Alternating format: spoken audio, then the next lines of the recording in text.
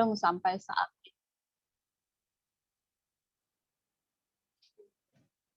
Halo, masih kedengeran? Masih aman. Oh ya. Oke. Seperti yang kami rasakan sebagai warga Kendeng untuk bagaimana terus mewujudkan demokrasi ibu bumi untuk kehidupan keberlanjutan, walaupun kami saat ini ibaratnya apapun sudah kami lakukan untuk mengingatkan semua pemerintah dan bukan hanya sekali dua kali sampai ketemu pimpinan puncak ya di presiden, tapi hasilnya selalu mentok seperti yang di KLHS menang, di Mahkamah Agung menang, tapi semua mentok dan warga tetap masih sama seperti toh tidak ada perjuangan apapun gitu, karena ternyata kemenangan di atas kertas itu juga belum bisa kami menikmati. Seperti orang main sepak bola dapat kemenangan tapi tidak dapat piala. Tapi apakah kita akan terpuruk di dalam keadaan seperti itu? Bagi kami tidak. Silahkan pemerintah akan membuat aturan apapun, akan tetapi tanah kami, lingkungan kami itu bukan, kalau boleh jujur itu bukan milik pemerintah, tapi itu milik kami, miliknya dari mbah-mbah, kami mewarisi dari mbah-mbah. Jadi pemerintah kan hanya tinggal bikin peraturan. Contoh, ketika PT Indosemen mengatakan bahwa sampai mereka sudah mengantongi kemenangan di Mahkamah Agung, ya kita sebagai petani ya monggo silahkan Anda menang. Tapi kan tanah milik kami dan kami tidak akan menjual untuk PT-PT apapun, bukan hanya PT Semen, tapi PT-PT apapun menurut kami itu tidak ada yang ramah sama lingkungan, ramah sama warga. Itu menurut kami, dan bukan berarti kami membenci semua PT-PT, tapi ya PT-PT harus melihat tempatnya di mana tempat yang pas, dan itu peran besarnya di pemerintah. Nah, dengan hadirnya undang-undang yang sampai saat ini menurut saya justru semakin menyempitkan warga dan petani, lingkungan kami semakin dipersempit, semakin terancam. Tapi ya kami sebagai petani dan mungkin saya juga kebetulan sebagai sedulur sikep, ya kami akan tetap mandiri berdiri di kaki sendiri dengan sebisa mungkin kami tetap bisa menghidupi.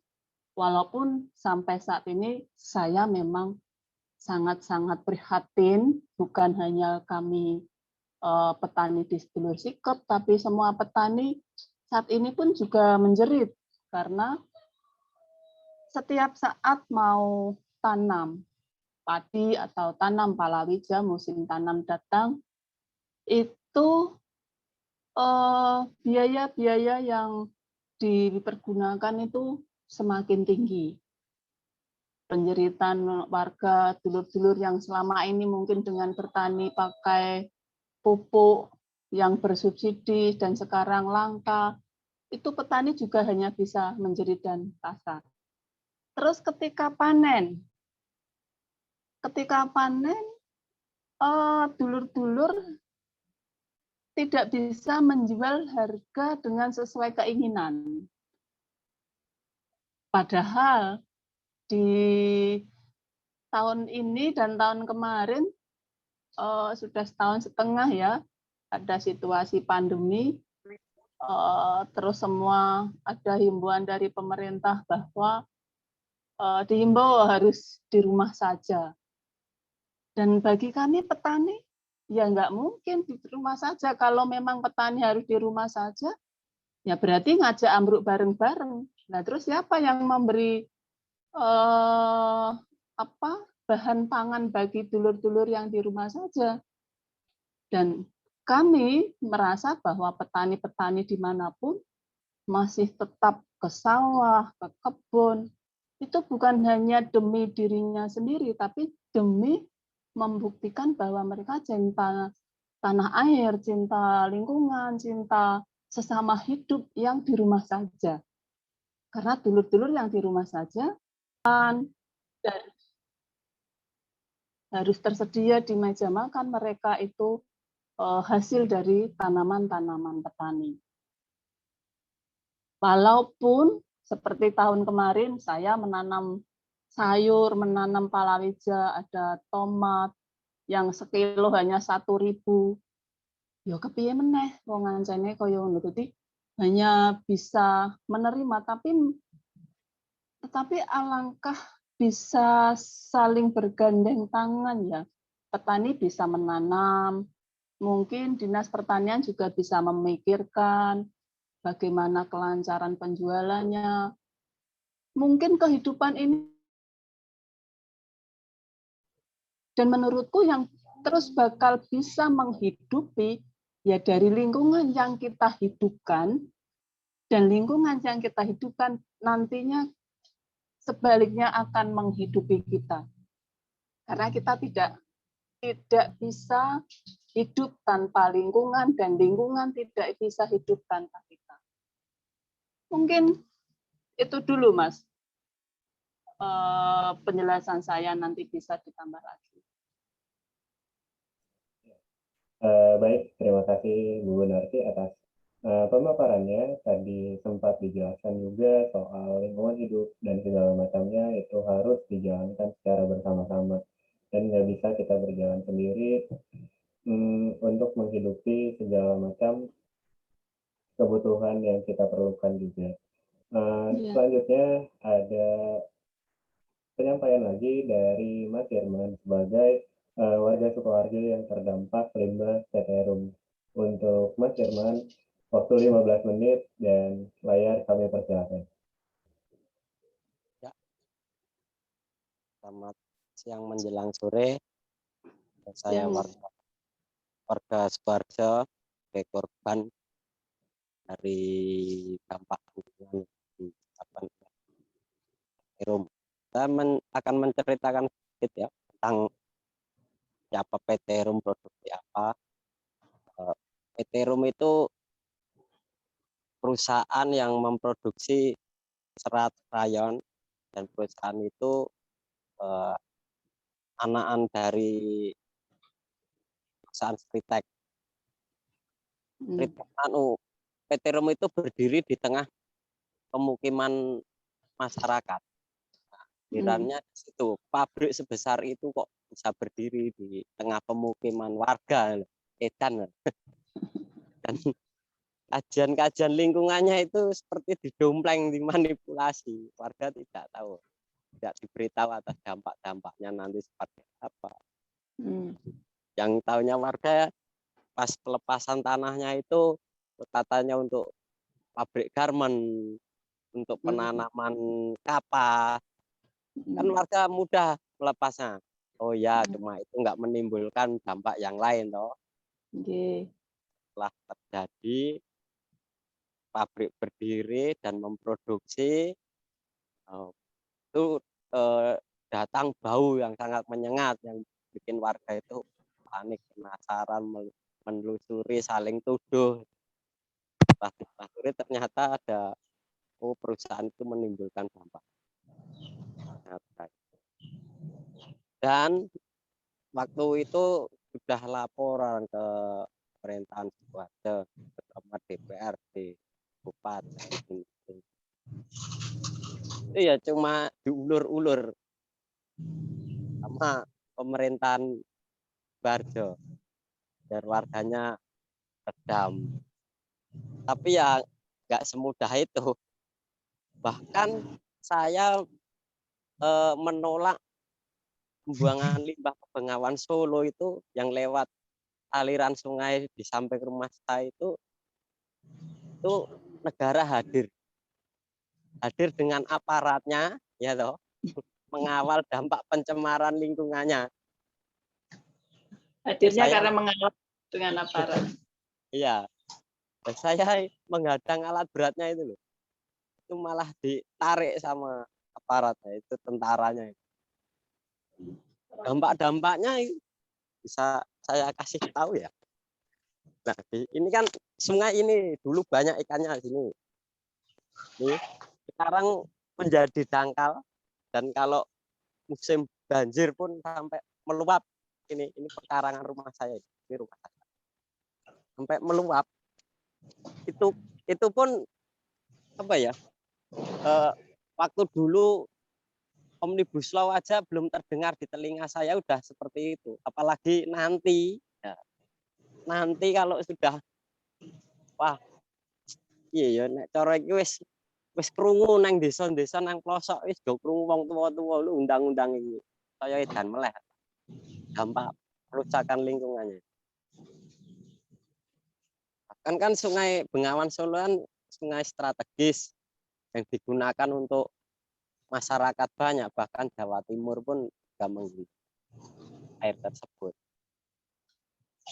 Nanti apa jadinya itu loh, kerusakannya malah lebih parah dan dampak masyarakatnya yang menggunakan airnya pun terkena dampak kesehatannya juga. Bahkan saya laporan ke Dinas Lingkungan Sukoharjo pun membantah. Itu enggak apa-apa Mas limbahnya. Loh, Bapak kok tahu itu dari mana? Bapak apa melakukan investigasinya di mana? Tahu titik-titiknya? Saya tantang gitu toh. Diam saja. Itu cuma apa tepung itu enggak apa-apa itu dari pabrik sebelah.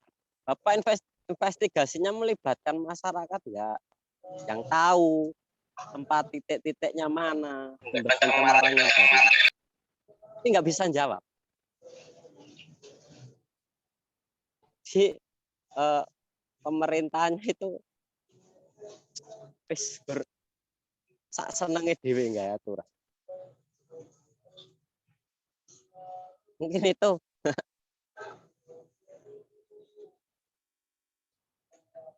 Oke. Terima kasih Mas Herman atas pemaparannya. Tadi sempat ditunjukkan juga soal kondisi lingkungannya di sana secara langsung, bahwasannya ada mengalami perubahan yang sangat drastis. Tadi sempat dibilang ikan-ikan mulai berkurang, lalu di sekitaran situ banyak sekali dampak kepada lingkungannya, khususnya pada perairannya, yang untuk mengairi segala macam kehidupan di situ menjadi tercemar. Nah, setelah itu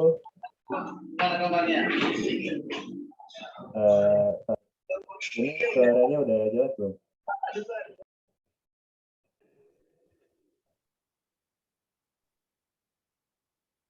Ya bentar, diperbaiki dulu suaranya.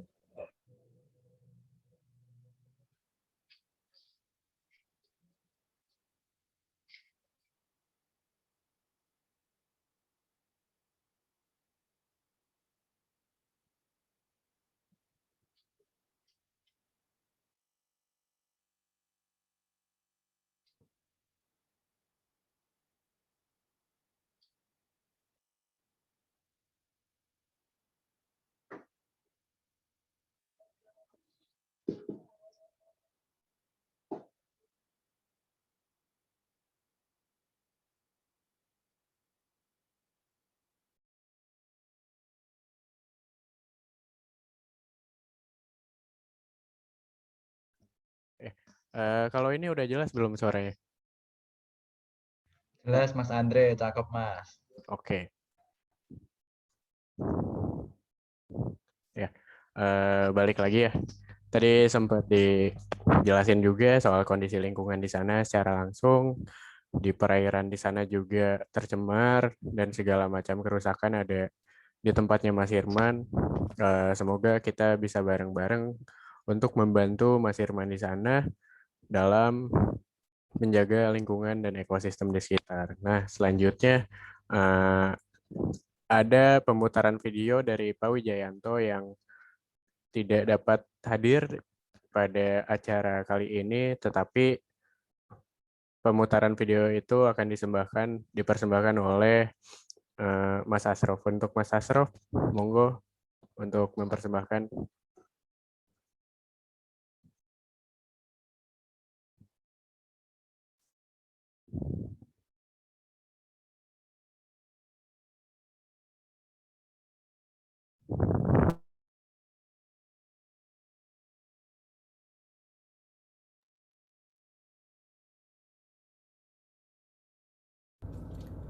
Selamat siang kawan-kawan, saya mohon maaf tidak bisa hadir pada acara seminar pada siang hari ini karena ada kabar duka, ayah mertua saya meninggal pada pagi hari ini. Hanya saja saya menyampaikan bahwa saya sangat apresiasi inisiatif dari kawan-kawan BEM dan juga Geram untuk seminar pada siang hari ini. Topik yang sangat penting karena beberapa alasan. Pertama, tentu saja baru saja kemarin lusa LP3IS menyelenggarakan seminar bertepatan dengan Hari Lingkungan Hidup Sedunia dengan menghadirkan Jerry van Klinken, Profesor Emeritus di KITLV Belanda di Universitas Amsterdam dan Queensland. Di sana dia menyampaikan tentang perlunya upaya yang luar biasa yang melampaui business as usual untuk merespon kerusakan alam yang sudah sangat serius di dunia hari ini dan terutama di Indonesia. Dia menyampaikan orasinya dengan judul Manifesto Ekologi, Manifesto Peradaban Ekologi. Lalu kemudian ini menjadi penting karena situasi Indonesia hari ini dan juga kita lihat situasi di Jawa Tengah, Semarang juga, di mana bencana alam salah satunya yang bisa kita lihat adalah banjir awal tahun ini juga terjadi sangat serius. Kampus saya sendiri ada di Peleburan, waktu saya S1 dulu ya, sejak tahun 2000 itu sampai sekarang, sampai setidaknya tahun kemarin belum pernah kampus itu mengalami kebanjiran. Tapi tahun ini mengalami kebanjiran. Menurut saya ini ada kaitan yang sangat erat dengan pengalih fungsian lahan di Kota Semarang, kepadatan penduduk dan juga pembangunan infrastruktur yang masif yang tidak memperhatikan aspek-aspek lalu dampak lingkungannya. Lalu yang terakhir adalah studi yang dilakukan oleh LP3IS tentang kecenderungan kemunduran demokrasi dan putar balik ke arah otoritarisme yang ditandai dengan pola pembangunan ekonomi yang mengabaikan persoalan-persoalan seperti HAM dan dalam hal ini kerusakan alam. Seperti disampaikan sendiri oleh Presiden Jokowi ya, bahwa prioritasnya adalah pembangunan ekonomi yang berfokus pada infrastruktur dan berikutnya di tahap kedua periode kedua pemerintahannya SDM. Nah, dalam hal ini alam dan lingkungan tidak mendapat perhatian. Nah, kawan-kawan Watchdog misalnya telah merangkum bagaimana kecenderungan ini pada berbagai film. Dua yang menarik diantaranya adalah Sexy Killers dan Tenggelam Dalam Diam. Nah, Tenggelam Dalam Diam ini menjadi sangat relevan dengan Jawa Tengah karena di sana ada Pekalongan dan juga tentunya ada Semarang. Tenggelam Dalam Diam ini sebenarnya adalah menurut interpretasi saya metafora ya, atau pesan gitu bahwa mereka yang kebanjiran ini suaranya tidak terdengar gitu atau tidak didengar, sehingga mereka rumahnya kebanjiran tetap tidak bisa pindah kemana-mana karena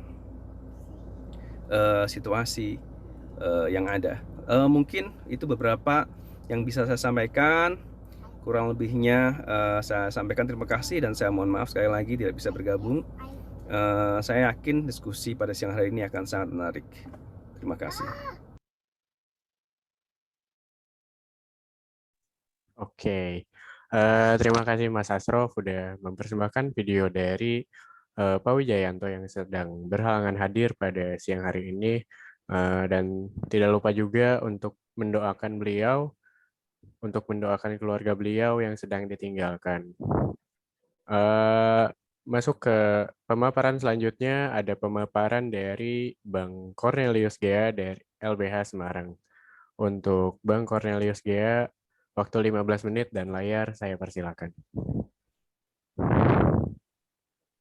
Ya, selamat sore, Jugunarti, Herman, teman semua. Aku mudah-mudahan bisa 15 menit, tapi kira-kira sebenarnya yang akan aku sampaikan lebih banyak mengulang aja sih apa yang disampaikan oleh Jugunarti dan Herman. Karena aku kira kalau teman-teman ikuti pelan-pelan, udah jelas kok itu kan semuanya. Siapa yang salah, bagaimana dia salah, bagaimana mereka melakukannya, terus respon apa yang bisa kita lakukan. Dan saya berharapnya sih kalau waktu saya dalam posisi teman-teman waktu itu memang posisinya kayak putus asa gitu. Putus asa gitu. Kayaknya kalau ini didengarkan sekali dua kali kayak buat putus asa gitu. Ini kita udah capek kesana kemari, Herman juga udah kesana kemari gitu kan.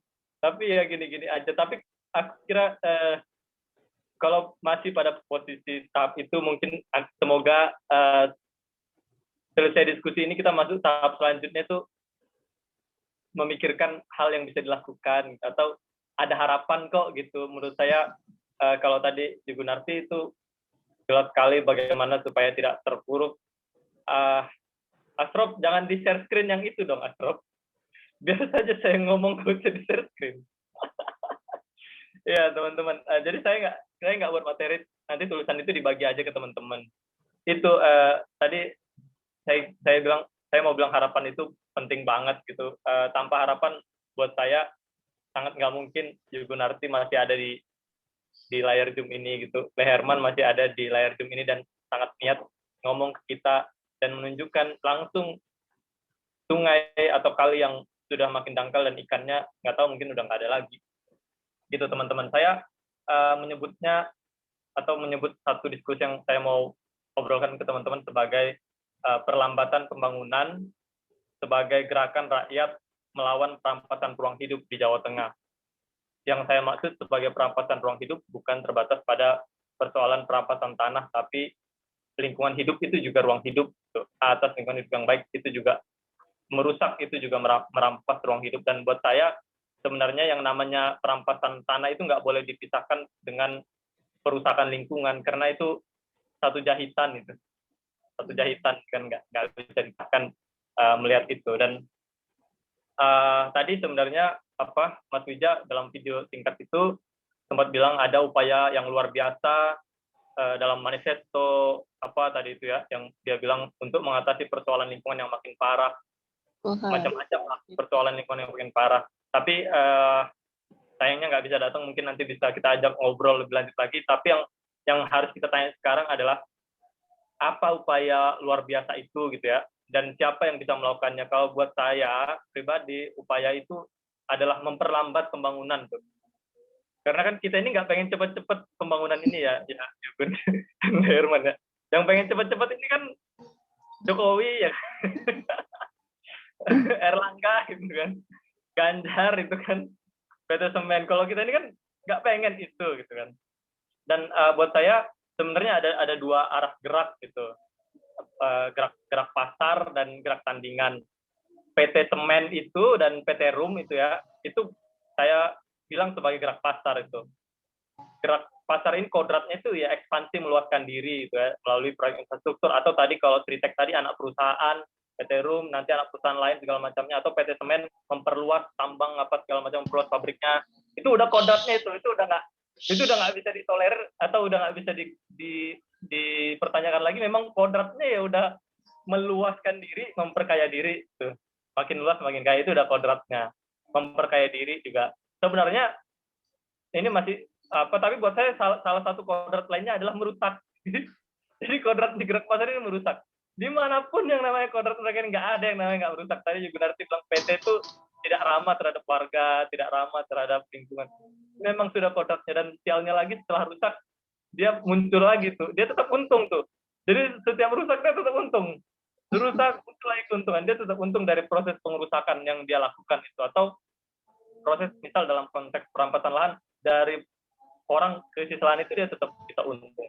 Nah, gerak yang tadi macam gerak pasar itu menimbulkan banyak krisis tuh, krisis macam lingkungan, perampasan lahan, bukan di Sukoharjo itu tadi air rusak, gitu kan, air rusak, sungai itu yang dulunya banyak ikan sekarang udah dangkal, dan kalau hujan tuh banjir, tuh kan.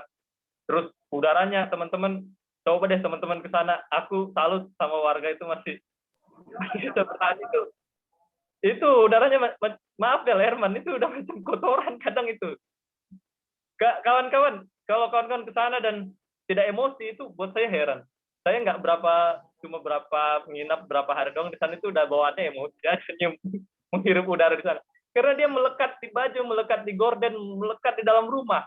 Teman-teman bisa bayangkan 24 jam tapi warga harus nyium itu tiap hari. Sementara orang-orang yang semakin kaya ini tuh nyaman aja, liburan ke Paris, kemana, ke Hong Kong itu kan, tetap nyaman dia itu.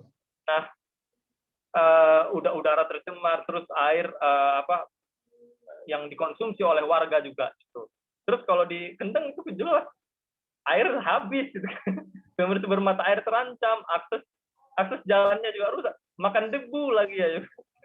Karena angkutannya debu berterbangan. Pertanian terancam, dan salah besar kalau teman-teman bilang kasus Kendeng itu yang dirugikan cuma masyarakat Kendeng. Kita masyarakat Semarang juga dirugikan karena itu tuh kayak cadangan air Jawa Tengah gitu. Jadi kita nih, kalian semua bilang terima kasih sama Ibu Narti. Teman-teman, karena aku karena mereka yang paling banyak berjuang juga gitu, dan kita bagaimana kita ini dalam upaya perlambatan pembangunan yang dilakukan oleh teman-teman di Kendeng, kita diselamatkan oleh itu dan lainnya. Terus berbagai macam krisis ini ya, berbagai macam krisis yang ditimbulkan oleh Gerak Pasar ini saya sebut sebagai tumpukan derita rakyat tuh. Ada banyak tumpukan derita rakyat. Ada banyak sekali. Tumpukan derita Leherman tuh banyak sekali. Tumpukan derita Yugunar itu banyak sekali. Buat stres itu. Ya, itu dan tumpukan derita ini menimbulkan respon penolakan dari warga. Nah, respon penolakan ini yang saya sebut sebagai gerakan tandingan tuh. Penolakan warga menimbulkan, saya sebut tadi gerakan tandingan. Ini arahnya beda sama tadi Gerak Pasar itu. Kalau Gerak Pasar itu kan tadi arahnya ekspansi, meluaskan diri, memperkaya diri, itu kan merusak, tuh kan. Nah, kalau gerak tandingan ini tuh arahnya memperlambat ekspansi pasar tuh, memutus ekspansi pasar kalau bisa. Memperlambat ini sebenarnya adalah hal yang paling rasional mungkin kita lihat dengan kekuatan kita saat ini gitu. Terus untuk apa itu dilakukan gitu ya? Untuk apa Yugunarti dan Leherman melakukan itu? Untuk apa kita melakukan itu gitu ya? Kalau tadi Yugunarti cerita di Kendeng tuh ya rasa syukur itu. Rasa syukur itu, dan sedih. Kalau aku pernah diskusi dalam satu ruang juga sama Yugunarti itu, dia bilang hanya sedikit balas budi itu kepada alam. Kita nggak akan bisa balas budi, tapi sedikit itu kan ya sebesar apa itu kan kepada alam yang telah merawat hidup kita itu, yang telah merawat hidup warga itu. Dan bayangan atau rasa bersyukur itu ya yang diwujudkan dengan cara memperlambat pembangunan itu, memperlambat Gerak Pasar itu diharapkan atau dibayangkan juga menyelamatkan manusia dan keberlanjutannya. Tadi jelas bilang bahwa manusia tidak bisa hidup tanpa lingkungan tuh. Itu udah diketok, bisa hidup tanpa lingkungan. Tapi begitu kan, tapi dalam apa yang kita lakukan selama ini gitu ya, kita pakai jalur legal tuh kan. Kita berusaha menggunakan instrumen memperjuangkan hidup yang disediakan oleh negara. Gugatan, melapor kepada Jokowi, Leherman melapor kepada DLH-nya apa Edan, saya kena ITE nggak ya? Tapi ya itu Edan ya kan, dia menganggap nyawa warga itu murah. Itu nggak apa-apa kok Mas. Suruh dia nginep di situ sebulan aja Leherman, atau seminggu aja di rumahnya Leherman nginep. Dia bisa bilang nggak apa-apa itu kan. Itu kan kita udah ke DLH, ke Bupati, udah berulang kali aksi, apalagi Kendeng udah sampai ke Mahkamah Agung, udah sampai PK, udah sampai yang terakhir. Menang kan, bahkan menang. Sudah menang tapi tetap bisa diakalin oleh gubernur tempat. Diakali sama orang-orang gila, Bang. Iya. Iya. Kita jadi gila juga dibuat mereka. Diakalin sama mereka itu kan, padahal udah sampai mentok gitu. Nah, tapi apa yang dilakukan dengan kondisi mentok itu sampai sekarang warga masih tetap berjuang kan. Bahkan buat saya ini satu kutipan kan, kemenangan di atas kertas itu belum bisa dinikmati. Belum bisa dinikmati, teman-teman. Jadi tapi itu tidak membuat warga terpuruk tadi kan. Dan satu lagi sebenarnya, ini satu sikap yang menurut saya, kalau saya pribadi juga sepakati, dan mungkin kita bisa membawa ini jadi satu hal yang bisa disepakati. Ya silahkan pemerintah buat aturan apapun gitu ya, tapi alam ini tuh bukan milik pemerintah. Ini jelas kok. Sebelum ada yang namanya organisasi ini, organisasi bersama pemerintah ini, petani di Kendeng sudah merawat itu, sudah hidup dari situ ya kan. Ini ujuk-ujuk ada satu organisasi bernama pemerintah ini muncul terus main rusak-rusak aja itu kan. Ya itu dan tidak ada PT yang ramah terhadap lingkungan dan warga. Dan ya undang-undang semakin menyulitkan warga, petani, lingkungan, dan makin terancam gitu kan. Dan tadi Leherman cerita itu, ini belum ada omnibus law, kondisinya udah begini. Belum ada omnibus law, teman-teman. Ancaman terhadap krisis lingkungan atau berhadapan dengan lingkungan yang hancur, yang rusak, itu tuh bukan nanti, itu bukan waktu yang akan datang, itu buat Lek Harno itu udah dari berapa tahun yang lalu, itu buat Lek Gunarti itu udah belasan tahun yang lalu. Udah awal advokasi Kendeng ini. Itu bukan baru, atau bukan baru nanti, bukan berapa tahun lagi, atau bukan setelah Undang-Undang Cipta Kerja, bahkan sebelum Undang-Undang Cipta Kerja. Leherman tadi nunjukin, Leherman tadi nunjukin, sungai udah makin dangkal, ikan udah makin habis, air rusak. Itu waktu itu masih ada sedikit saja instrumen perlindungan lingkungan hidup, masih ada waktu itu. Paling enggak, misal ya, yang kalau kasus Sukoharjo itu kan ada satu upaya hukum strict liability, pembuktian hukum terbalik. Pembuktian terbalik itu yang sebenarnya bisa digunakan di sana, tapi itu dihilangkan di omnibus law gitu. Dan kewenangan daerah, padahal dalam kasus-kasus lingkungan hidup ini MA dan segala macam, saya yakin MA pun sebenarnya Kendeng tuh nggak menang tanpa tekanan dari warga. Gitu. Jadi yang saya mau bilang adalah tekanan dari warga. Kepada apa? Kepada pengambil keputusan. Teman-teman bisa bayangkan sekarang, siapa pengambil keputusan itu? Keputusan itu adalah Jokowi. Jokowi itu udah macam Tuhan. Macam Tuhan dari sana. Semua ruang hidup, bahkan di petak petak kecil di rumahnya Mas Herman itu semua diatur oleh Jokowi. Nah, karena kan Jokowi ini tahu seluruh Indonesia ini. Dia paham air di Sukoharjo itu begini, dia paham air di Kendeng itu begini, jadi harusnya begini. Tapi itu kan nggak masuk akal gitu. Dia nggak punya kemampuan dan kualitas untuk itu. Jadi di omnibus semua diarahkan ke sana. Selain dia tidak punya kemampuan dan kualitas, karena yang namanya lingkungan hidup itu, teman-teman, sifatnya khas. Teman-teman nggak bisa samain lingkungan hidup di Jakarta dengan lingkungan hidup di Kendeng. Lingkungan hidup di Semarang dengan lingkungan hidup di Sukoharjo itu nggak bisa disamain. Sifatnya khas. Karena sifatnya khas, jadi perlu kemampuan dan kualitas untuk memahami persoalan lingkungan hidup per daerah itu. Waktu saya ngobrol dengan Dinas Lingkungan Hidup Jepara, Demak, dan provinsi, itu mereka saling salahin itu. Demak tuh bilang, provinsi ini nggak tahu kondisi Demak, tapi kewenangan di mereka, itu kan. Jadi akhirnya kami nggak bisa ngapa-ngapain. Persoalannya makin parah. Siapa yang dikorbankan? Warga.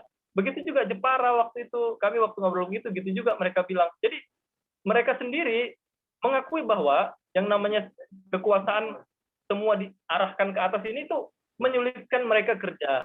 Jadi buat sentralisasi kekuasaan itu sebenarnya yang dirugikan bukan cuma kita, pemerintah daerah. Buat saya, pemerintah daerah tuh bodoh kalau dia nggak menolak undang-undang cipta kerja. Kenapa? Karena kewenangan dia untuk melindungi lingkungan hidup yang baik dan sehat itu dicabut kan, udah nggak ada lagi. Tapi dia masih punya tanggung jawab. Dan warga itu pasti akan ke sana, itu kan pemerintah daerah, demonya akan pemerintah daerah. Jadi dia dirugikan. Dan soal akses tadi, akses masyarakat untuk menekan pengambil keputusan. Teman-teman bisa bayangkan kalau itu cuma misalkan ya sekarang waktu di gubernuran, teman-teman di Sukoharjo mungkin masih bisa 2 truk atau yang biasa sering memang kendeng 3 truk gitu ya, 3 truk ke gubernuran, 5 truk ke gubernuran, 10 truk gitu. Tapi kalau 10 truk ke Jakarta itu repot kan juga. Repot juga ya kan, 10 truk harus ke Jakarta, jalannya jauh lagi kan. Karena tapi pengambil keputusannya udah nggak di Ganjar, semua udah di Jokowi, udah di silang Monas, dan itu menghancurkan hidup kita tuh, menghancurkan kehidupan kita. Nah, waktu saya sedikit lagi ya,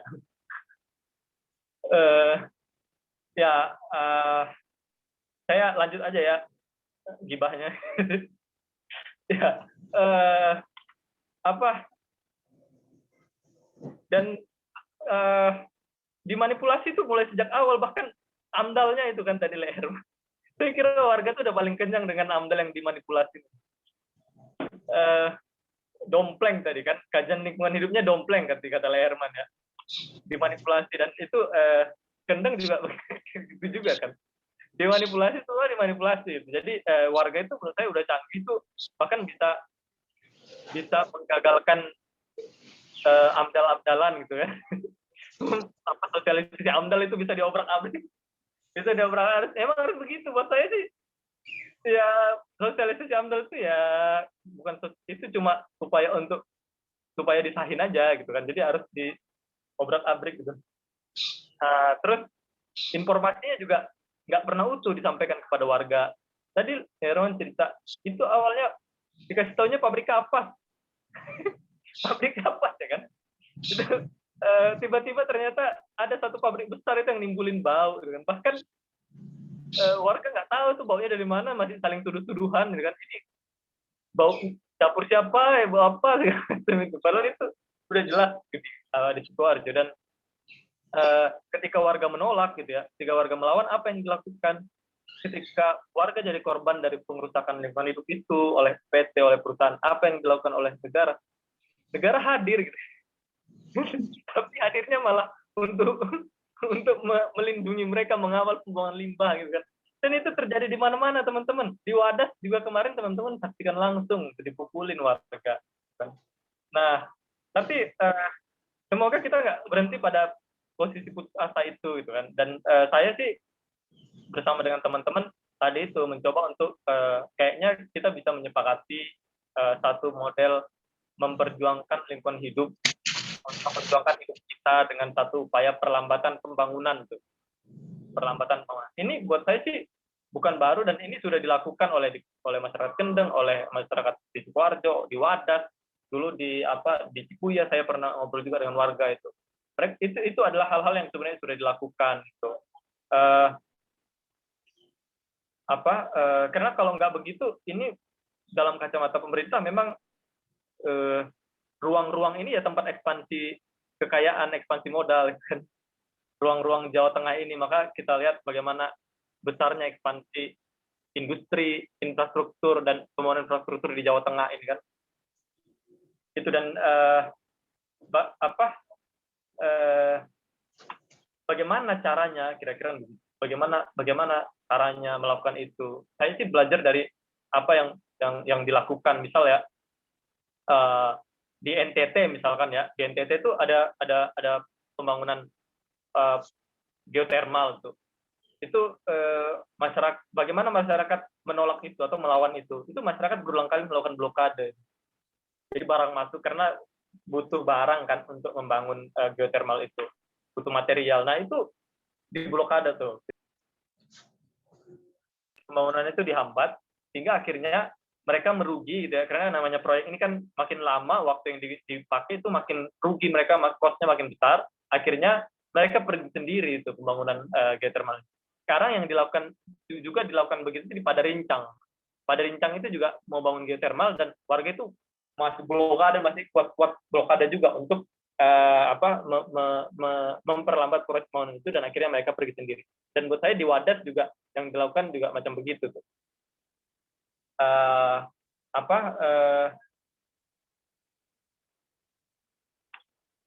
Di Dayunan juga kalau teman-teman di Kendal itu mereka dirampas lahannya itu, dan kalau mau dulu waktu 2020 itu mau eksekusi itu ya, itu warga udah siap aja mau balikin mobil yang mau eksekusi ke jurang.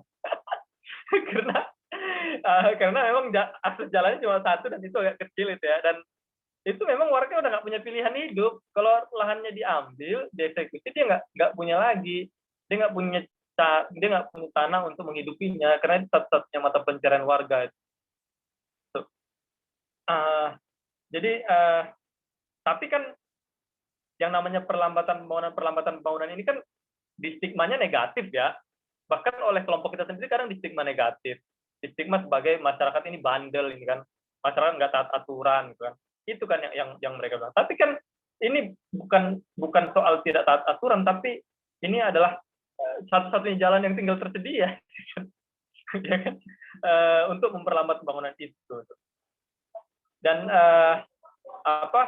buat saya kita bahkan bisa menyepakati perlambatan pembangunan itu sebagai satu ibadah yang memang kita lakukan tiap hari itu. Leherman tiap hari melakukan ibadah itu tuh, memperlambat pembangunan, berusaha sekuat tenaga memperlambat supaya bagaimana Sukoharjo ini tidak semakin rusak. Ibu Narti dan teman-teman di Kendeng juga begitu. Ibadah setiap harinya adalah memperlambat bagaimana perusahaan lingkungan terjadi di di Kendeng. Dan buat saya yang namanya ibadah ini udah urusannya kepada yang di atas kan. Dan itu bukan sebatas tulisan dalam kertas yang namanya undang-undang. Itu udah di hati dan di kitab ya kan. Itu posisinya jauh di atas yang namanya undang-undang cipta kerja tuh. Jadi buat saya ini stigma bandel tuh bodoh amat dari pemerintah itu, karena kita sedang melaksanakan ibadah yang setiap hari kita lakukan. Jauh posisinya di atas undang-undang cipta kerja, undang-undang Minerba yang disahkan oleh orang-orang yang cuma pengen memperkaya dirinya dan kelompoknya aja. Saya kira itu aja teman-teman. Maaf saya ambil waktunya agak banyak. Terima kasih semuanya. Ya, terima kasih Bang Cornelius atas pemaparannya tadi. Banyak juga ya permasalahan yang dihadapi sama Bang Cornel yang tadi sempat mereview juga permasalahan yang ada di tempatnya Yuk Gunarti dan tempatnya Leirman. Itu kayaknya harus kita usahain bareng-bareng untuk menjaganya satu sama lain. Nah, karena tadi sudah banyak permasalahan juga soal friksi-friksi. Nah, sekarang kita saatnya untuk membuka sesi diskusi. Untuk sesi diskusi ini teknisnya teman-teman partisipan bisa raise hand terlebih dahulu, lalu bisa unmute audionya dan bisa memulai video dan memaparkan apa yang mau dibicarain. Jadi untuk sesi diskusi pada kali ini saya buka 45 menit, dan kepada teman-teman partisipan yang mau berdiskusi atau menyampaikan pendapat dan mau bertanya, silakan digunakan kesempatannya. Terima kasih.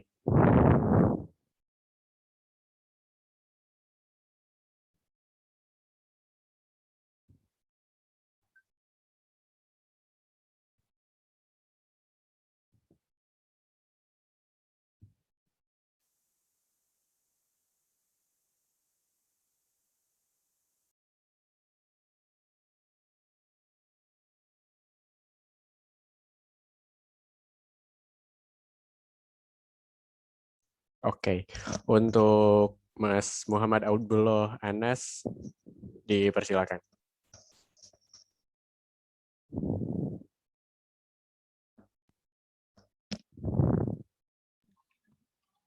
Oke, sebelumnya terima kasih untuk moderator dan panitia yang telah mengadakan diskusi tentang Hari Lingkungan Hidup di sore hari ini. Mungkin kalau dari saya sendiri ingin sedikit berpendapat dan mungkin bertanya ke Bang Kornel ya. Pendapat saya sebenarnya permasalahan-permasalahan yang terjadi di Kendeng dan permasalahan-permasalahan alih fungsi ruang yang sekarang makin masif dan merusak lingkungan hidup ya. Menurut saya ini memang kalau dari perspektif planologi atau tata ruang, karena kebetulan saya juga di jurusan ketata ruangan. Kalau saya pikir dan dari beberapa hasil diskusi saya dengan beberapa alumni pun, kami menyepakati bahwasannya kalau dari perspektif politik perencanaan tata ruang itu, penataan ruang itu digunakan sebagai alat apa ya? Alat untuk meningkatkan relasi produk kapitalisme gitu. Yang pada intinya penataan ruang justru digunakan untuk mencari keuntungan sebanyak-banyaknya perspektifnya. Kalau dari diskusi saya dengan alumni, bahwa penataan ruang sekarang itu ideologi ekonomi politiknya adalah mengarah ke neoliberal, di mana kepentingan-kepentingan privat atau pihak swasta yang sangat mendatangkan banyak keuntungan untuk segelintir pihak itu lebih diutamakan, alih-alih sebenarnya melihat dan membangun tata ruang ini dengan prinsip ekonomi kerakyatan gitu, atau prinsip ekonominya itu adalah pembangunan dari bawah ke atas. Bukan seperti banyak terjadi di zaman saat ini adalah pendekatannya itu cenderung top down gitu. Jadi semuanya dari atas. Makanya kalau saya lihat pun penyusunan Omnibus Law ini di mana dalam aturan tata ruang di perubahan Undang-Undang Nomor 26 Tahun 2007 tentang penataan ruang, itu kalau di Omnibus Law di pasal 18, di situ bisa dilihat bahwasannya untuk penataan ruang sendiri, wewenangnya adalah seperti yang dibahas Bang Kornel tadi, itu banyak dialihkan ke pusat. Contohnya untuk kawasan strategis provinsi atau kabupaten itu udah nggak ada. Hanya ada kawasan strategis nasional.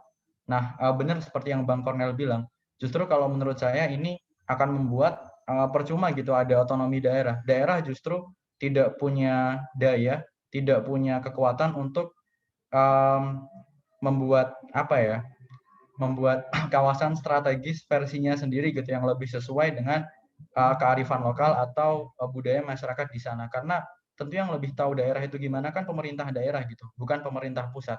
Nah, salahnya Omnibus Law ini udah nggak ada kawasan strategis kabupaten atau provinsi ini. Semuanya pusat. Makanya PSN kan sekarang banyak banget. Nah, menurut saya ini sangat berbahaya dan waktu debat dengan yang dari pihak pemerintah ya, kebetulan dosen juga ada yang satgas bukan satgas sih. Ada yang ikut nyusun pasal 18, kebetulan alumni juga ada yang kerja di Bappenas, waktu itu pun terjadi perdebatan yang cukup panas gitu dari segi penataan ruang. Dan kritik sebenarnya untuk penataan ruang sekarang adalah yang kedua, banyak pelanggaran-pelanggaran penataan ruang, namun masyarakat itu kadang nggak tahu gitu harus melapor pelanggaran penataan ruang kemana. Atau bahkan laporan-laporan pelanggaran ini pun nggak ditanggapi, dan justru pemerintah itu berlindung di balik kata keterlanjuran. Nah, ini yang saya temui dan beberapa hasil diskusi saya, pemerintah mungkin dari pihak Bapeda atau Dinas Penataan Umum dan Tata Ruang selalu bilang, oh ini udah terlanjur kayak gini Mas, jadi ya udah kita revisi rencana tata ruangnya aja sama revisi rencana pembangunan. Lah, kalau direvisi seperti itu ya gunanya apa gitu, dulu bikin naskah akademik perda yang itu terdiri dari banyak kajian terus tahu-tahu diubah gitu aja. Kasus pengubahan rencana tata ruang ini pun sama dengan kasusnya tol Tanggul Laut Semarang Demak, itu kan sebenarnya nggak ada di RT RW Semarang. Namun karena itu jadi proyek strategis nasional, kemudian lantas diubah gitu, tahu-tahu ada aja.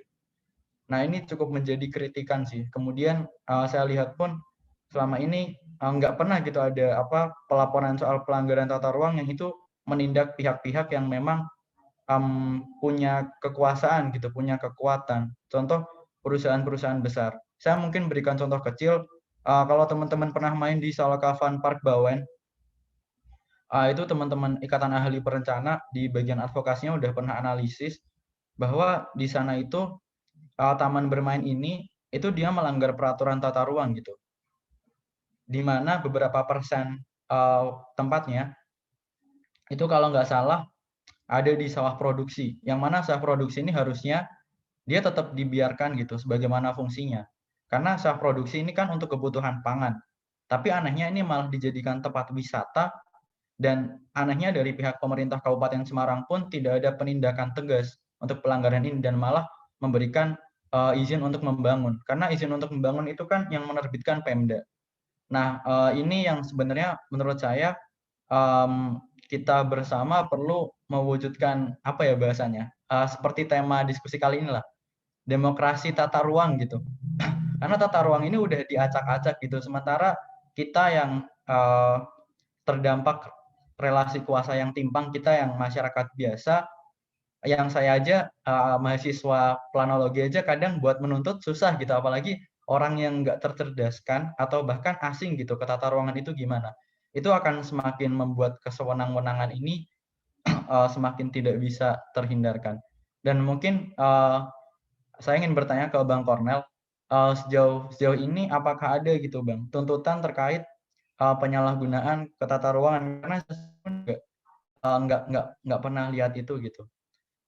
Kemudian pertanyaan kedua untuk Bang Kornel, untuk masalah di Kendeng maupun PT Rum itu kan itu berkaitan dengan pola ruang ya. Pola ruang itu kan berkaitan dengan penggunaan lahan.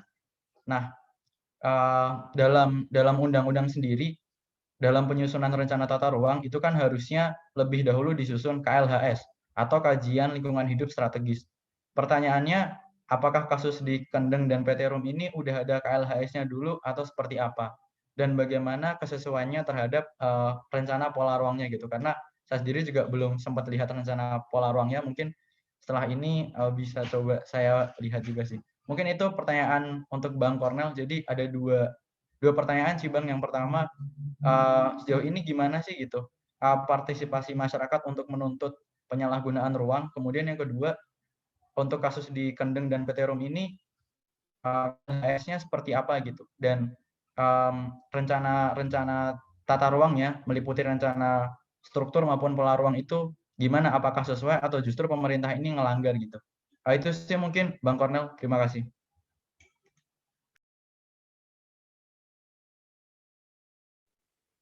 Langsung. Oke.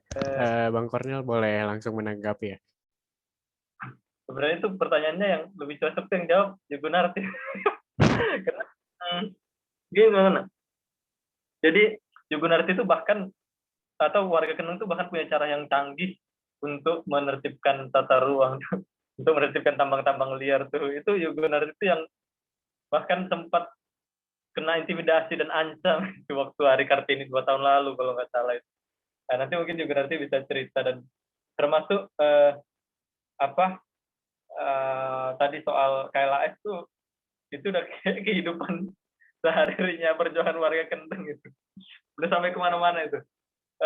Nanti juga nanti mungkin bisa cerita soal itu. Dan tapi mungkin saya kasih catatan sedikit soal kenapa itu terjadi gitu ya.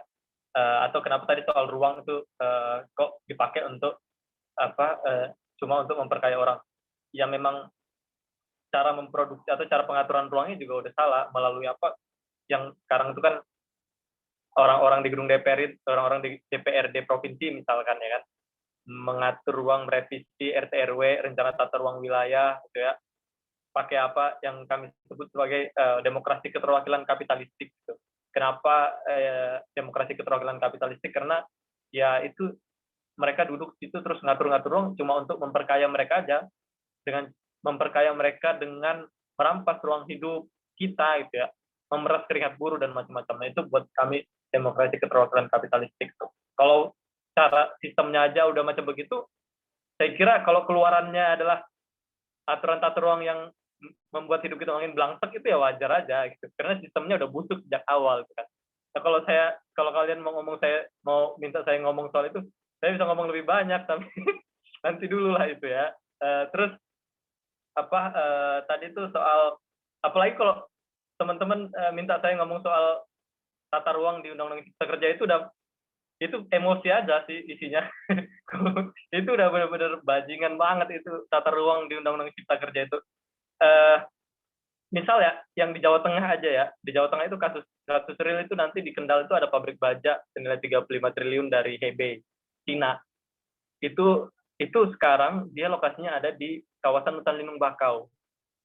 Jadi ada dua, nah mungkin Abdul paham betul bagaimana soal tata ruang. Kira-kira begini, jadi ada satu ruang itu ada dua aturan berbeda yang mengatur itu.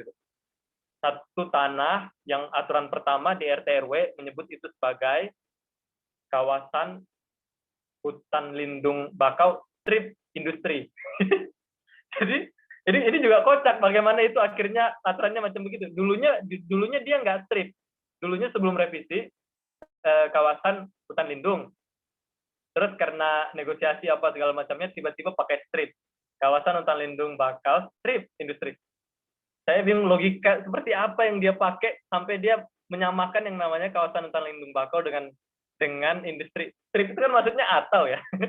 Kawasan hutan lindung itu jadi kayak air bersih strip comberan kan kira-kira begitu ya dia mau buat begitu. Nah itu ya rusak otaknya. Tapi dia belum bisa. Kenapa? Karena sekalipun di RT RW dia udah buat itu sebagai kawasan industri ya, di Kendal itu, tapi di aturan lain di Perpres dia kawasan hutan lindung. Jadi ada dua aturan yang bertentangan, ya kan? Jadi dia nggak bisa tuh, karena aturan Perpres dia hutan lindung, tapi di RT RW dia kawasan industri. Nah kondisi nggak bisa ini, kalau setelah Undang-Undang Cipta Kerja, dia bisa disesuaikan. Pakai apa? Pakai peraturan pemerintah. Jadi tinggal Jokowi ngeluarin peraturan, udah Kendal jadiin aja kawasan industri, selesai. Dan itu jadi aturannya berisinya kira-kira kalau ada tumpang tindih aturan tentang pengaturan lahan itu tinggal dikeluarin PP aja, itu bisa dipakai jadi apapun. Dan itu saya takut bisa dipakai untuk semua kawasan hutan lindung, termasuk kawasan hutan lindung kars.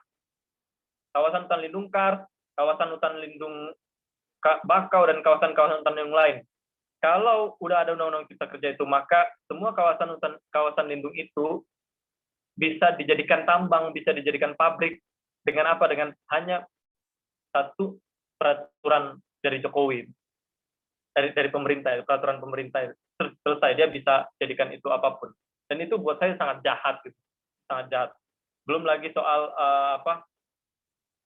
kawasan hutan minimal 30% dari daerah serapan itu di daerah itu dihilangkan, gitu ya. Daerah serapan itu juga parah banget. Nah, itu sebrengsek itu tuh. Dan kalau di revisi RT RW Jawa Tengah itu Gunarti juga yang paling paham sebenarnya itu bagaimana kita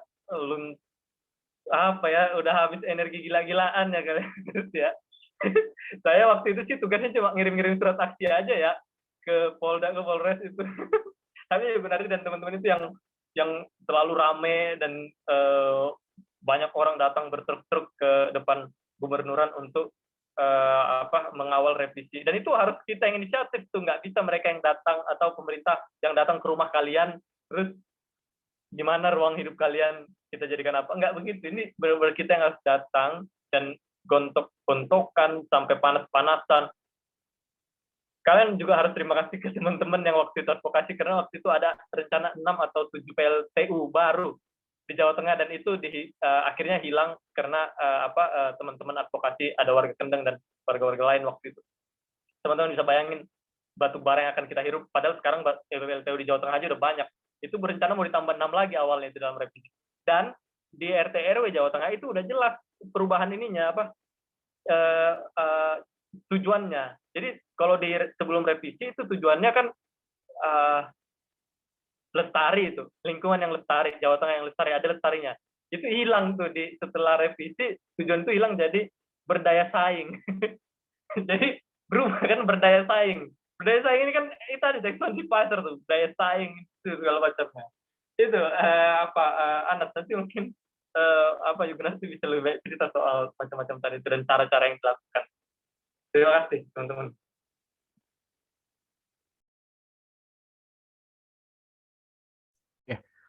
Terima kasih tadi buat Anas atas membuka diskusinya, lalu juga pertanyaan dan jawabannya untuk Bang Kornel. Bang Kornel tadi sudah menjelaskan secara realitanya seperti apa, dan juga keberlanjutannya seperti apa. Nah, sekarang saya mau membuka lagi untuk diskusinya. Silakan teman-teman. Mas moderator, saya kira sangat penting tadi kalau Yugnas bisa cerita proses-proses yang dilalui bersama dan bagaimana mengatasi penyalahgunaan tata ruang yang selama ini dilakukan oleh warga. Ya. Boleh buat Mbak Gunarsi untuk cerita-cerita soal lingkungannya di sana, kekejaman apa aja yang dialami, boleh banget untuk cerita. Oke, mungkin sekedar nambahi. Kalau nambahi kan sedikit aja. Ya, memang seperti yang ditanyakan tadi, apakah sebelum PT itu masuk melalui KLHS? Memang kalau dulu tahun 2006 belum ada proses KLHS yang diajukan oleh warga Kendeng. Nah, di 2006 sampai berakhir 2009 yang PT Semen Gresik itu ada perubahan tata ruang yang seharusnya kawasan kami meliputi kawasan Kas Sukolilo itu yang di Pati meliputi 3 kecamatan, itu peruntukannya untuk pariwisata dan pertanian. Begitu PT Semen Gresik mau masuk, Pemkab Pati merubah yang sebenarnya belum saatnya dirubah, itu menjadi kawasan industri dan pariwisata. Nah, itu di DOK tahun 2010. Begitu 2009 Pemkab Pati dan PTSG itu kalah di Sukolilo, mereka lari ke Rembang. Dan tahun 2010 mau masuk lagi PT Indosemen. Nah, PT Indosemen yang pertarungannya sampai tahun 2016, akhirnya kami warga yang ketemu sama Presiden Jokowi mengajukan untuk bagaimana seluruh Kendeng itu dikaji. Yang ya jadi bikin KLHS. Seluruh Kendeng itu ada 7 kabupaten, meliputi 4 kabupaten itu di Jawa Tengah, 3 kabupaten di Jawa Timur. Dan KLHS itu ada tahap 2, KLHS tahap 1 itu khusus memang untuk Rembang, 1 kabupaten. KLHS kedua itu 6 kabupaten. Dan untuk di Jawa Tengah, hasil KLHS pertama tadi yang sedikit saya singgung bahwa menang, KLHS-nya bagus. Ibaratnya ya kita bisa menggunakan senjata KLHS itu untuk merubah tata ruang. Tapi nyatanya sampai sekarang itu tidak dilaksanakan untuk yang Rembang. Untuk yang Pati sendiri, KLHS meliputi wilayah Kabupaten Pati, Grobogan, dan Blora. Khususnya Kabupaten Pati sendiri tidak boleh lagi ada izin-izin keluar. Tidak boleh ada lagi penambangan. Akan tetapi waktu proses pengkajian, proses bikin KLHS itu waktunya 1 tahun, justru saat itu dari Badan SDM, saya merasa bahwa begitu murahnya ya izin itu keluar diobral gitu. Karena walaupun seperti saat ini, Sukolilo memang sudah tidak terancam lagi dengan Semen Gresik. Tapi penambangan kecil-kecil itu semakin banyak dan mereka mendapatkan izin. Kalau dulu kan, kalau belum puluhan hektar nggak dapat izin. Tapi sekarang 4 hektar, 3 hektar, mereka mengantongi izin. Seperti yang tadi dikatakan sama Mas Kornel bahwa saya mengalami intimidasi. Ya, memang benar waktu kami mau memperingati Hari Bumi di tahun 2020, waktu itu memang sudah ada pandemi.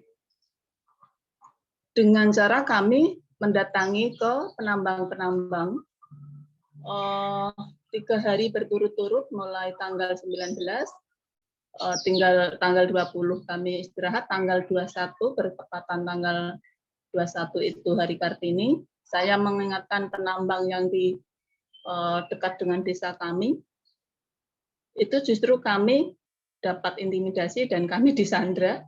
Saya sendiri disandra, dan preman ratusan itu mengepung saya, ya saya santai saja. Toh saya datang ke situ mengingatkan sebagai manusia, menurut saya, paham saya, yen wong padha wong iku seduluran. Entah mereka pejabat, entah beda bahasa, beda kulit, beda tempat. Nek ijeh wong ijeh dulure. Makanya saya ya mengingatkan bagaimana kalau saya hanya bilang, Pak, sesuk iku kan Hari Bumi. Piye yen awake dhewe iki le nambang dolaran dhisik kanggo mengeti Hari Bumi, wong ya padha-padha urip ning bumi. Tapi mereka menganggap bahwa saya akan menghentikan penambangan untuk selamanya. Padahal mereka bilang, aku itu punya izin. Nah, sebenarnya itu yang membuat kami sendiri, pemerintah itu juga akalnya sangat, sangat, kalau dikatakan licik terlalu keras. Tapi ya seperti mereka tidak menambang dengan seperti PT sudah kalah di sini, tapi mereka memberikan izin penambang-penambang kecil, ya sama saja rusak. Sama saja pertanian kami terancam, sama saja sumber mata air kami terancam. Rumahnya sumber mata air, gunung-gunung kami sekarang sudah diporak-porandakan. Itu mungkin kalau tambahan saya sekarang seperti itu. Memang KLHS-nya sudah bagus, Mas. Tapi mereka bilang, yang di daerah bilangnya, loh kami sudah punya KLHS sendiri, jadi KLHS kami yang dipimpin langsung dari KSP itu nggak dianggap bahwa itu nggak berbaikan hukum, nggak berbau hukum, mereka punya KLHS sendiri. Dan saya jadi merasa, loh, kok pemerintah ini nggak sinkron ya. Jadi dari daerah, dari provinsi ke pusat itu kok duwe ego dewe-dewe, duwe putusan dewe-dewe, jadi nggak serumah ibaratnya seperti itu. Nah, kalau seperti itu, apakah kami sebagai warga harus ngikut peraturan-peraturan yang semakin tidak jelas? Jadi saya ya memutuskan untuk, saya juga punya aturan sendiri untuk bagaimana saya menjaga lingkungan kami, menghidupi keluarga kami, dan mempertahankan supaya kita tetap bisa hidup sampai ke berkelanjutan. Begitu. Enggak sepenuhnya aku harus bersandar ke pemerintah. Gitu. Mungkin itu tambahan saya, Mas. Ya. Oke. Terima kasih untuk Yuk Gunarti atas tadi segala macam keresahannya, terus juga bisa bertahan sejauh ini tuh karena tetap berjuang gitu di jalan yang ada. Nah, selanjutnya ada dari Ardiatama Purnama Aji, monggo Mas Ardi. Nggih, Mas Andre, sugeng siang. Di sini saya hendak bertanya sih kepada Lek Herman ya. Ini ketoke musuhe medeni wong gitu kan, penyumbang itu kan anak perusahaan dari penyumbang APBD terbesar di di Kabupaten Sukoharjo kan Sritex, kemudian punya anak perusahaan namanya PT Rum, tapi kan seolah-olah nggak mengakui, padahal di laporan keuangan PT Sritex 2014 itu PT Rum itu termasuk apa ya, salah satu yang dianggarkan gitu, sekian T gitu untuk bangun PT Rum itu. Dan dampaknya kan ya kayak gitu, maksudnya 2018 mungkin Le Herman juga ikut serta bersama teman-teman di Nguter berdemonstrasi di depan Kabupaten Sukoharjo gitu. Nah, kayak gini ini kan musuhnya besar Le Herman. Lah kalau bede nyuwun perso gitu. Kalih jenengan gitu. Lantas bagaimana sih mengorganisasi masa sebanyak itu di Kecamatan Nguter, satu. Yang kedua, kemudian kalau memang ini kan yang panjenengan dan saudara-saudara tentang kan perusahaan besar, kemudian juga memproduksi pakaian dari militer kita gitu. Kemudian apa sih yang akan dilakukan selanjutnya gitu, Lek Herman? Terima kasih Lek Herman, semoga kula aturi mangsuli.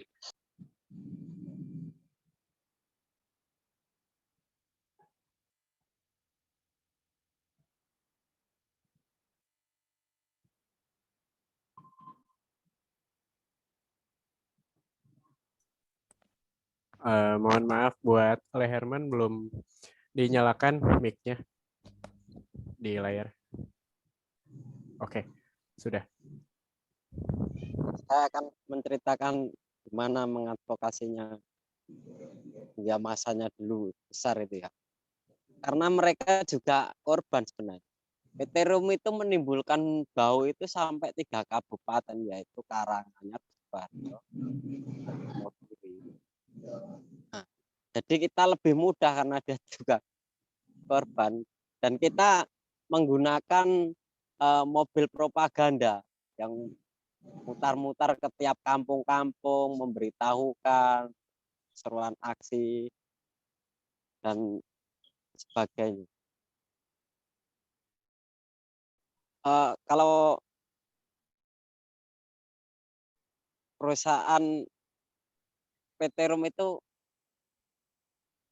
kenapa tahu anak perusahaan Sritex, yaitu dulu udah pernah terpampang di depan itu bahwa PT Rum ini anak perusahaan Sritex. Terus apalagi tadi?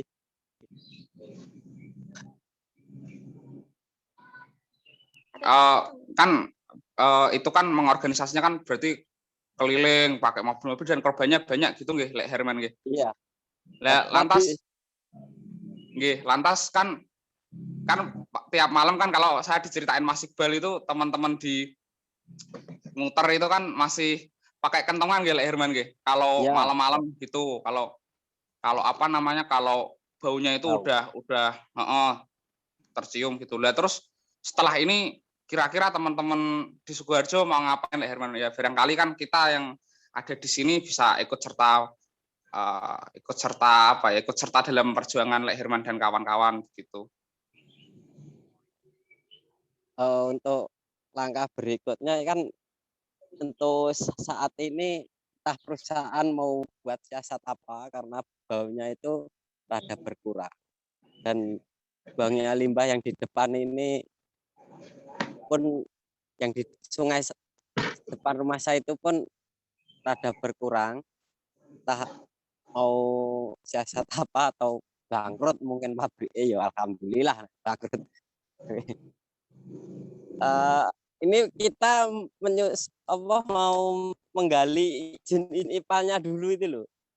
Kita mau tanyakan ke bupati yang baru ini, gimana Anda sebagai bupati yang baru ini, tindakan Anda kepada masyarakat atas pencemaran yang terjadi. Itu mungkin untuk langkah berikutnya, mau buat audiensi.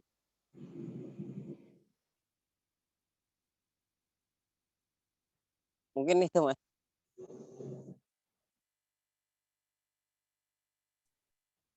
Oke. Dari Mas Ardi ada yang mau ditanyakan lagi ataukah sudah cukup terjawab? Berarti anu ya, Lek Herman ya, apa audiensi ke bupati yang baru dan mempertanyakan soal instalasi pengolahan air limbah itu ya berarti ya. Ya, karena sempat kemarin itu KLHK provinsi, DLH provinsi itu pernah bilang bahwa izin-izin itu ada di kewenangan di wilayah Sukoharjo. Terus BBWS itu juga sama bilang itu pemerintahan Sukoharjo yang punya wewenang masalah perizinannya, gimana itu pembuangan limbahnya, pengaturan apa itu pemasangan pipanya, kan ada aturannya di undang-undang. Lah PT ROM itu tidak sesuai di undang-undang.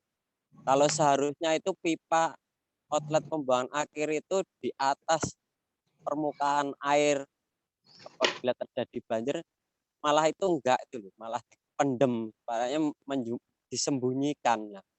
Itu mungkin itu yang kita mau pertanyakan, mungkin itu.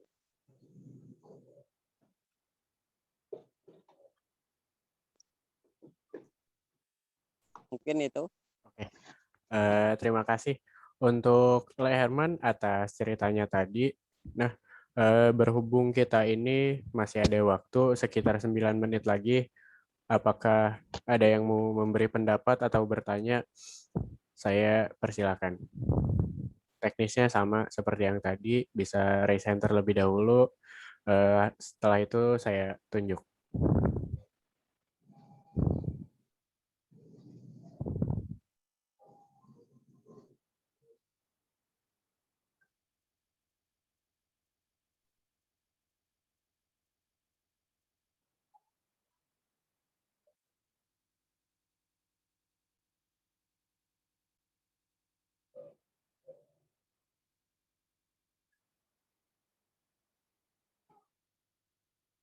Oke, monggo buat Mas Ardi, saya persilakan kembali. Ini sih mungkin saya mengulang kembali ya ungkapan dari Mas Kornal tadi soal ya korporat ini gitu. Kalau kita ngutip David Harvey dalam imperialisme baru gitu kan, sama tulisannya Andre Herod tentang spatial fix gitu kan, perusahaan ini senantiasa akan menciptakan ruang baru gitu untuk mengatasi krisis overakumulasi. Nah, kemudian PT ROM itu adalah salah satu kasus dari overakumulasi karena PT Sritek ya sudah untung besar gitu kan, sudah berapa T itu untungnya karena memproduksi sekian banyak seragam militer ke 30 negara gitu. Mungkin pendapat saya ya kurang lebih ya sama dengan Mas Kornel gitu. Ya untuk berikutnya ada rencana untuk spatial fix atau bagaimana perusahaan-perusahaan ini akan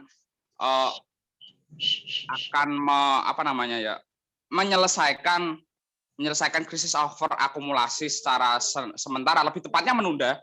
Nah, kita itu harus menolak itu gitu, itu saya kira diskusi ini udah ke arah situ gitu, sudah ke arah situ. Dan yang ini yang sulit sih, karena mempertahankan idealisme kita itu sangat-sangat susah gitu. Nanti kalau dikai teles-telesan gitu kan, kecipratan sih, wah aduh kok yo akeh men gitu-gitu loh, maksudnya wah dari J itu ke T gitu loh, itu ngeri itu maksudnya. Ya semoga diskusi ini jadi ancang-ancang kita untuk berikutnya menghadapi spatial fix dari perusahaan-perusahaan besar ini gitu. Itu sih pendapat saya, Mas Andre. Terima kasih banyak. Semangat buat Lek Herman dan Yugunarti. Tansah semangat, tansah sehat, tansah bergembira. Itu cukup, Mas. Matur nuwun. Matur nuwun. Oke. Terima kasih tadi atas pendapatnya dari Mas Ardiatama Purnama Haji. Saya kembali lagi membuka untuk diskusinya. Barangkali ada yang mau berpendapat atau bertanya, dipersilahkan karena ini waktunya tinggal sisa 6 menit lagi. Teknisnya masih sama seperti yang tadi, tinggal resign aja, ntar saya tunjuk.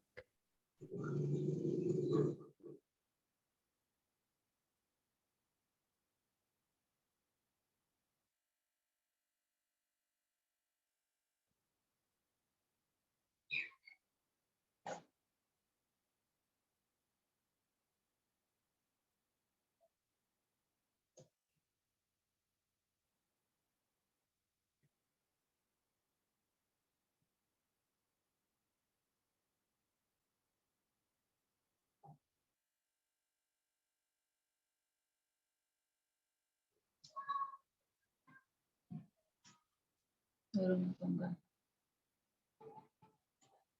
Kurang 5 menit. Enggak dok, tangan tanya saya. Bongkar. Terus.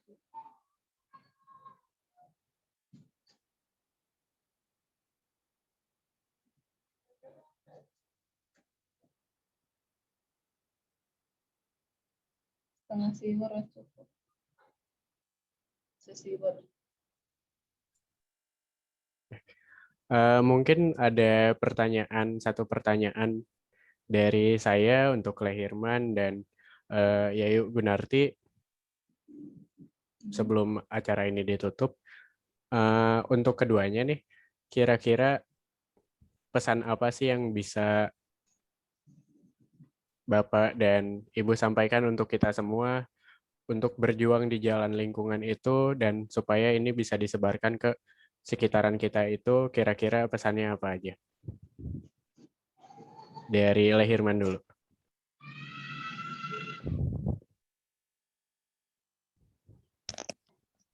Ya. Halo, dengar tak? Monggo Leh, bisa. Oh ya. Ya pesannya bagi semua ya, tetap jaga kelestarian lingkungan kita di muka bumi ya, agar tetap ekosistemnya bisa jalan stabil, tidak ada kerusakan, karena jika kerusakan lingkungan terjadi, wah bahaya. Mungkin itu. Tetap selalu jaga bumi. Siapa? Jangan dirusak. Oke. Itu tadi pesan dari Lehirman untuk kita semua tetap jaga bumi katanya. Dan sekarang pesan dari Yuk Gunarti. Dipersilakan. Nggih, pesan kula ya kangge dulur-dulur sedaya. Sebenarnya yang butuh lingkungan untuk tetap hidup kan bukan hanya petani seperti kami, dulur-dulur di Kendeng, seperti Lehirman, tapi kabeh wong, entah kuwi sing duwe jabatan ataupun enggak, itu tetap butuh lingkungan. Dan dengan menjaga lingkungan itu bukti bahwa kita bekti mewujudkan cintanya ke ibu bumi. Sebutannya saja ibu bumi gitu ya, yang memberi segala kebutuhan kehidupan kita, bukan hanya kita manusia, tapi semua yang butuh hidup itu hidup dari ibu bumi, dari Bobo angkoso, langit gitu ya, ada panas, ada hujan, dan ibu bumi yang terus memberi kasih kesehatan, kecukupan, berupa apapun. Tandasanya hanya kita itu nerimo. Dan kalau kita sudah berusaha sekeras mungkin untuk merawat, menjaga, dan bekti ibu bumi, bukan berarti kita udah mungkin sering dibilang itu pahlawan atau aktivis, enggak. Itu tanggung jawab kita sebagai manusia dimanapun berada, di mana tanggung jawab kita dengan Sang Pemberi Seperti kalau kita tidak ada ibu, tidak ada kita. Bagaimana kita kembali mencintai ibu kita setelah kita tahu, seperti yang saya lakukan sedikit mungkin, aku menikmati belas kasih dari ibu bumi yang tanpa membeli. Itu udah puluhan tahun. Mungkin udah 40 tahun, mau 50 tahun. Menikmati dari ibu bumi gratis. Dan ibu bumi nggak pernah gresah gitu ya, nggak pernah nelongso, selalu dan selalu memberi. Tapi saya melakukan hal ini baru berapa tahun. Dan itu pun saja aku masih berharap ibu bumi memberi kepada kami saat ini dan generasi-generasi kami yang akan datang. Nah, walaupun mungkin saat ini keadaannya masih seperti ini, tapi harus tetap kita pertahankan. Dan cara melestarikan bukan hanya dengan dirembuk, bukan hanya dibicarakan, tapi harus ada upaya-upaya yang dilakukan. Untuk dulur-dulur yang bukan petani, ya bagaimana caranya bisa saling sambung keperluan dengan petani. Bagaimana caranya berjalan dengan keahlian masing-masing. Ada yang jadi pedagang, ada yang jadi dulur-dulur LBH untuk mereda dulur-dulur yang bikin aturan itu bagian dari bakti ke ibu bumi. Dan harapan saya, kalau tadi pesan gitu, ya harapan saya itu ini bukan hanya mandek di dalam forum ini, tapi ada keberlanjutan. Setelah ini, menurut saya saat ini kita diingatkan dengan adanya pandemi, itu mengingatkan cambuk besar bagi kita bahwa pemerintah pun nggak bisa diandalkan. Dan kita harus berupaya untuk tetap bisa berkelanjutan. Hidup ini nggak akan boleh putus, tapi harus ada selalu kehidupan. Dan kita sebagai orang lingkungan desa, ya kita yang bisa lebih paham, bukan pemerintah, tapi kita yang lebih paham lingkungan. Mungkin itu saling menjaga, dan menjaga itu bagian menjaga ibu bumi adalah menjaga diri kita. Daripada krisis air, daripada krisis pangan, lebih baik krisis semen, krisis industri apapun, tapi pangan dan air, alam tetap lestari, itu pilihan. Itu Mas. Matur nuwun. Matur nuwun Bu. Ya, karena sudah di penghujung acara juga, saya mau menyampaikan terima kasih banyak untuk pemateri Bang Kornel dari LBH Semarang, lalu juga ada Lehirman dari warga Sukoharjo, ada Yu Gunarti dari petani kendeng, dan yang terakhir ada yang dari penyampaian Mas Wijayanto. Jadi kesimpulannya pada diskusi pada kali ini, memang negeri kita ini sedang dirundung banyak masalah yang berasal dari pemerintah dan keserakahan oligarki lainnya. Untuk itu, dengan adanya diskusi terbuka ini, harapan ke depannya kita bisa menjaga lingkungan bersama-sama, melakukan gerakan yang positif untuk lingkungan, seperti yang tadi dikatain oleh Yu Gunarti, bahwasannya kita ini hidup di lingkungan dan harus bisa menghidupi lingkungan, karena lingkungan itu merupakan ibu yang memberi segala kehidupan untuk penghidupan yang kita jalani saat ini. Nah, mohon maaf apabila ada kekurangan dan salah-salah kata maupun perbuatan dari saya. Saya selaku moderator pamit undur diri dan saya kembalikan lagi ke MC. Terima kasih.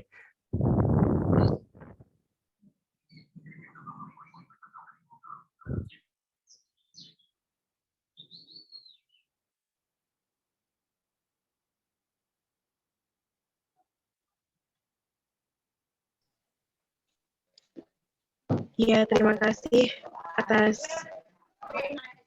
partisipasi dari kawan-kawan semuanya. Terima kasih dari kami selaku penyelenggara kepada para narasumber yang telah meluangkan waktunya untuk bergabung di diskusi pada siang hingga sore hari ini. Seperti yang tadi sudah disimpulkan oleh moderator diskusi, semoga kita tetap bisa untuk selalu menyuarakan semangat kita agar tetap terus menjaga kelestarian lingkungan kita. Semoga apa yang telah dibahas tadinya, apa yang telah didiskusikan tadinya pada diskusi siang hari tadi bisa membawa kebermanfaatan kita untuk kedepannya. Di sini saya selaku pembawa acara dengan untuk menutup acara pada siang sore hari ini. Semoga kita bisa bertemu di lain kesempatan dan juga dengan semangat yang lebih baru.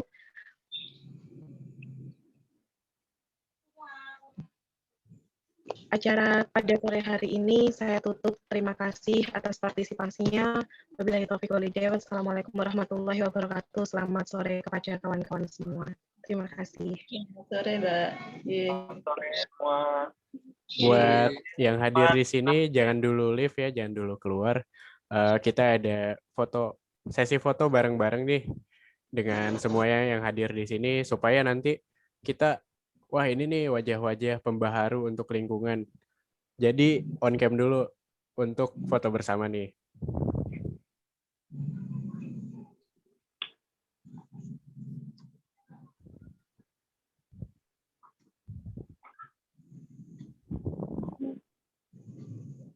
Ya, kawan-kawan lainnya bisa diamkan dulu kameranya sebentar.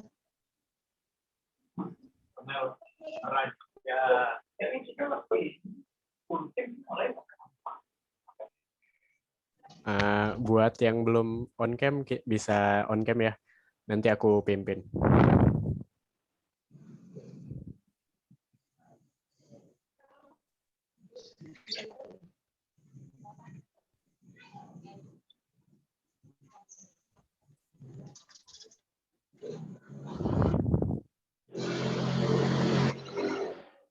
Oke, semua. Terima kasih, Lerman. Juga ngerti. Cornel belum pesan-pesan. Sami-sami. Sehat-sehat semuanya. Semangat. Oke, udah difoto ya? Kudu tetap semangat. Oke. Di foto sekali lagi ya. Ya. Tetap Siap-siap membangun yuk. harapan. Dengan gayanya yuk. Jangan ngasih harapan palsu dong kayak Aji. Yuk yang masih belum bisa on cam dulu. Aku mau pimpin fotonya.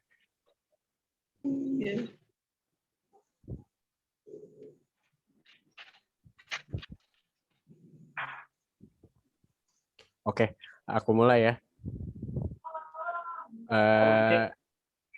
Gayanya siapin dulu gayanya. Elman ini. Tari. 1, 2, 3. Jangan dong, lestari. Lestari.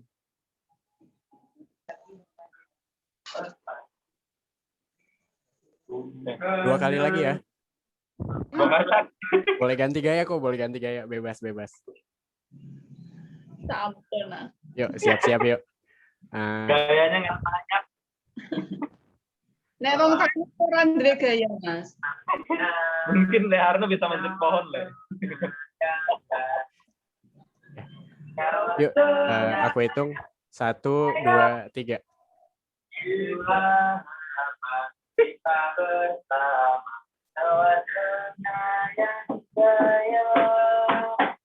Sekali lagi ya, terakhir. Pasti menang. Bang Cornel rame nih. Ramean Bang. Ya. 1, 2, 3.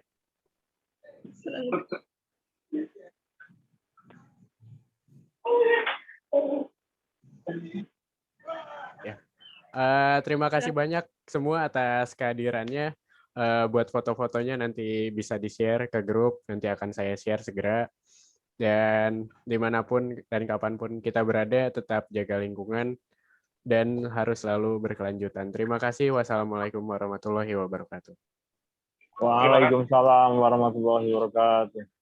Tetap semangat, sehat-sehat. Iya. Tuh. Iya.